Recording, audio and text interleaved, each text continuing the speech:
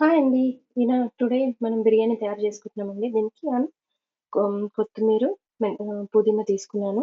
2, 2 chilli తీసుకున్నాను. Green chilli and అల్లం, వెల్లుల్లిపాయ ఇవన్నీ ఏసుకొని గ్రైండ్ చేసి సో నేను నేను నిన్న ఉప్పు, కారం, పసుపు వేసి ఫ్రిడ్జ్లో పెట్టేసుకున్నాను నైట్లో వాష్ చేసేసి. సో దీన్ని ఇప్పుడు మనం మ్యారినేట్ చేసుకున్నాం. ఇంకా కొంచెం పెరుగు అవన్నీ వేసుకొని అల్లం వెల్లిపాయ,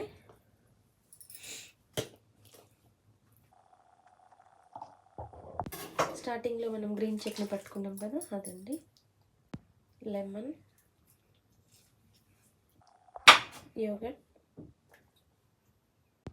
కారం. నేను స్టార్టింగ్లో వాష్ చేసుకొని ఫ్రిడ్జ్లో పెట్టానన్నా కదా, అప్పుడు 1 స్పూన్ వేసుకున్నానండి, అందుకే ఇప్పుడు 1 స్పూన్ వేసుకుంటున్నాను. ఉప్పు,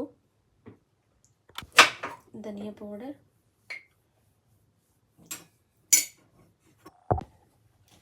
జీరా పౌడర్,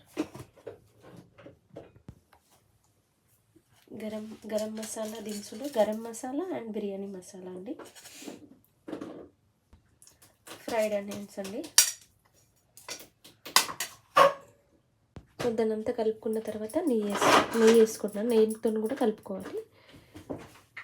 సో ఇలా మ్యారినేట్ చేసుకున్న దాన్ని ఒక 1 అవర్ ఉంచుకోవాలండి. నేనైతే ఇప్పుడు 1 అవర్ తర్వాత స్టవ్ మీద పెట్టుకుంటాను.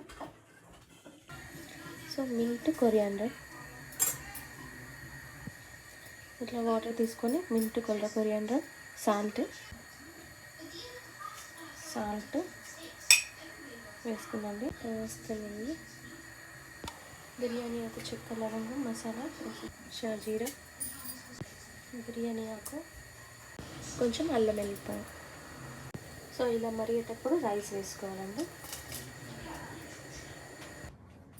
సో ఇలా ఉడుకుతూ ఉంటుంది. ఇప్పుడు మనం రైస్ వేసుకోవాలి. ఆల్మోస్ట్ 60% ఉడికింది. ఇప్పుడు దీన్ని మనం తీసి కూర మనం మ్యారినేట్ చేసిన దాంట్లో వేసుకోవాలి. సో ఇలా ఫ్రైడ్ ఆనియన్స్, ఇంకా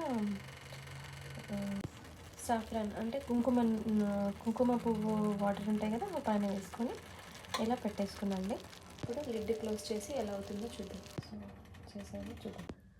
అండి, బిర్యానీ వచ్చేసింది. చూద్దాము ఇప్పుడు టేస్ట్. ఇది రైతా అండి, కుకుంబర్, క్యారెట్ వేసి చేశాను.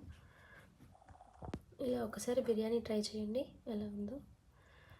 Please, if you like, subscribe my channel.